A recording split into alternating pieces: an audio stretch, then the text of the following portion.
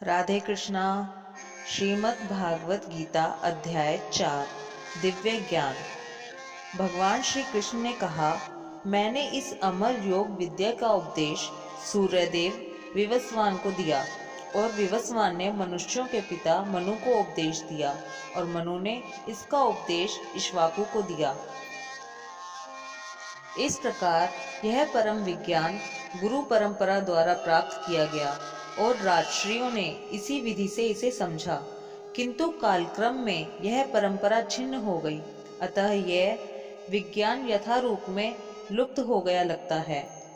आज मेरे द्वारा वही यह प्राचीन योग यानी परमेश्वर के साथ अपने संबंध का विज्ञान तुमसे कहा जा रहा है, क्योंकि तुम मेरे भक्त तथा मित्र हो, अतः तुम इस विज्ञान के दिव्य रहस्य को समझ सकते हो।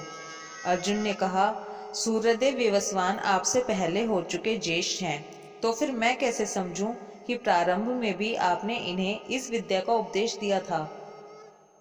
श्री भगवान ने कहा, तुम्हारे तथा मेरे अनेकानेक जन्म हो चुके हैं, मुझे तो उन सबका स्मरण है, किंतु हे परंतप तुम्हें उनका स्मरण नहीं रह सकता है। यद्यपि मैं अजन्मा तथा अविनाशी हूँ और यद्यपि मैं समस्त जीवों का स्वामी हूँ, तो भी प्रत्येक युग में मैं अपने आदि दिव्य रूप में प्रकट होता हूँ। हे भरतवंशी, जब भी और जहाँ भी धर्म का पतन होता है और अधर्म की प्रधानता होने लगती है, तब तब मैं अवतार लेता हूँ। भक्तों का उद्धार करने, दुष्टों का विनाश करने तथा धर्म की फिर से स्थापना करने के लिए मैं हर युग में प्रकट होता हूँ। हे अर्जुन, जो मेरे आविर्भाव तथा कर्मों की दिव्य प्रकृति को जानता है, वह इस शरीर को छोड़ने पर इस भौतिक संसार में पुनः जन्म नहीं लेता, अपितु मेरे सनातन धाम को प्राप्त होता है। आसक्ति, भय तथा क्रोध से मुक्त होकर मुझ में पूर्णतया तन्मय होकर और मेरी शरण में आकर बहुत से व्यक्ति भूतकाल में मेरे ज्ञान से पवित्र हो चुके हैं। इस प्रकार से उन सबों ने मेरे प्रति दिव्य प्रेम को प्राप्त किया है। जिस भाव से सारे लोग मेरी शरण ग्रहण करते हैं, उसी के अनुरूप मैं उन्हें फल देता हूँ। हे पार्थ, प्रत्येक व्यक्ति सभी प्रकार से मेरे पथ का अनुगमन करता है। इस संसार में मनुष्य सकाम कर्मों में सिद्धि चाहते हैं, फलस्वरूप वे देवताओं की पूजा करते हैं। निसंदेह इस संसार में मनुष्य को सकाम कर्म का फल शीघ्र प्राप्त होता है। प्रकृति के तीनों गुणों और उनसे संबद्ध कर्म के अनुसार मेरे द्वारा मानव समाज के 4 विभाग रचे गए। यद्यपि मैं इस व्यवस्था का सृष्टा हूँ, किंतु तुम यह जान लो कि मैं इतने पर भी अव्यक्त अकर्ता हूँ। मुझ पर किसी कर्म का प्रभाव नहीं पड़ता, ना ही मैं कर्मफल की कामना करता हूँ।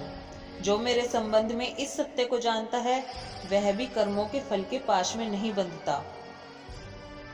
प्राचीन काल में समस्त मुक्तात्माओं ने मेरी दिव्य प्रकृति को जान करके ही कर्म किया, अतः तुम्हें चाहिए कि उनके पद चिन्हों का अनुसरण करते हुए अपने कर्तव्य का पालन करो।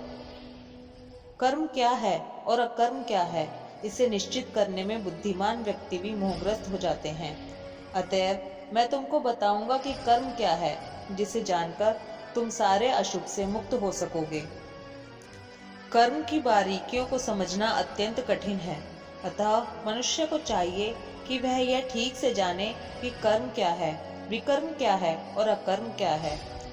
जो मनुष्य कर्म में अकर्म और अकर्म में कर्म देखता है, वह सभी मनुष्यों में बुद्धिमान है और सब प्रकार के कर्मों में प्रवृत्त रहकर भी दिव्य स्थिति में रहता है।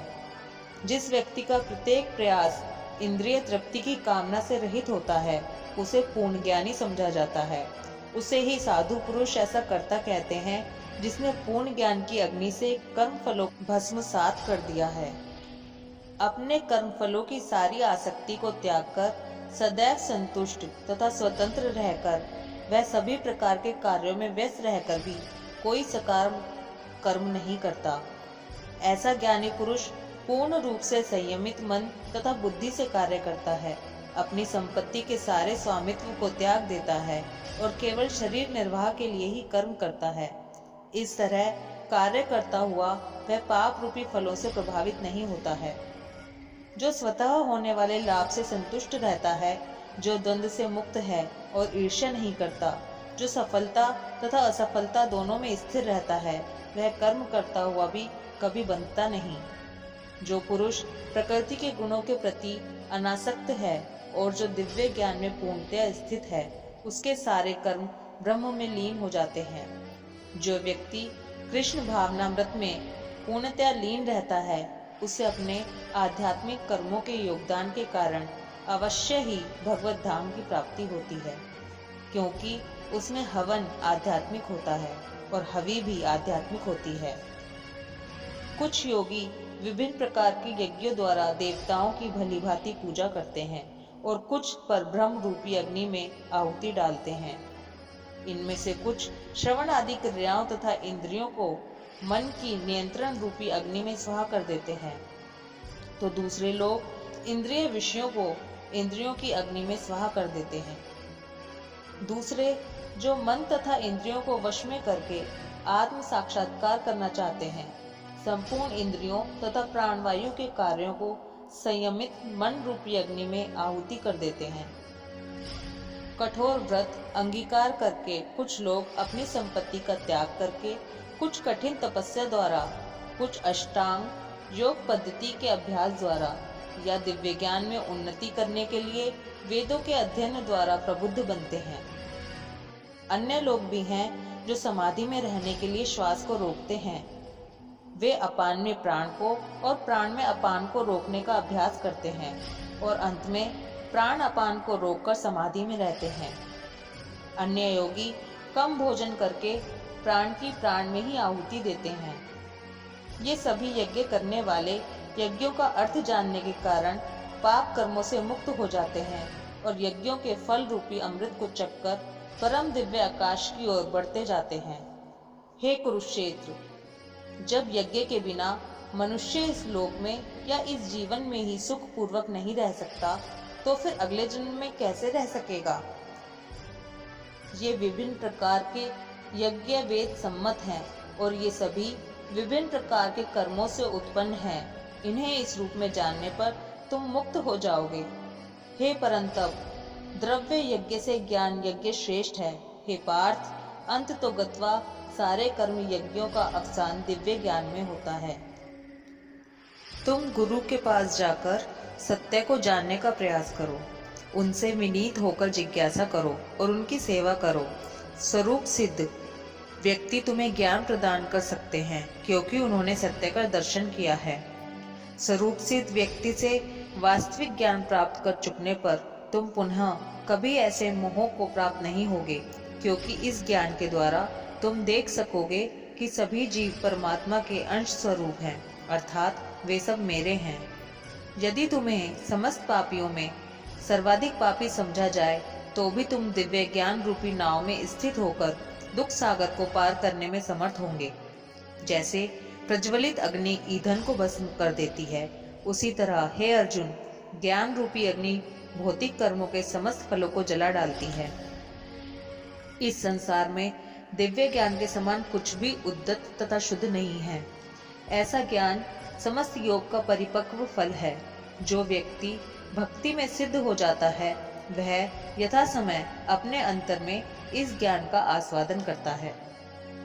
जो श्रद्धालु दिव्य ज्ञान में समर्पित हैं और जिसने इंद्रियों को वश में कर लिया है, वह इस ज्ञान को प्राप्त करने का अधिकारी है और इसे प्राप्त करते ही वह तुरंत आध्यात्मिक शांति को प्राप्त होता है।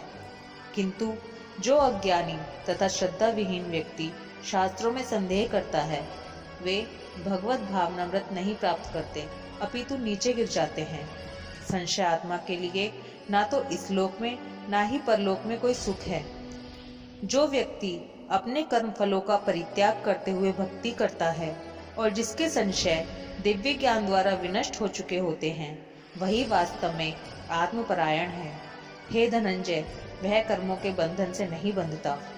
अतएव तुम्हारे हृदय में अज्ञान के कारण जो संशय उठे हैं, उन्हें ज्ञान रूपी शस्त्र से काट डालो। हे भारत, तुम योग से समन्वित होकर खड़े हो और युद्ध करो। इस प्रकार श्रीमद् भगवत गीता के 4th अध्याय दिव्य ज्ञान का भक्ति वेदांत तात्पर्य पूर्ण हुआ। राधे कृष्णा।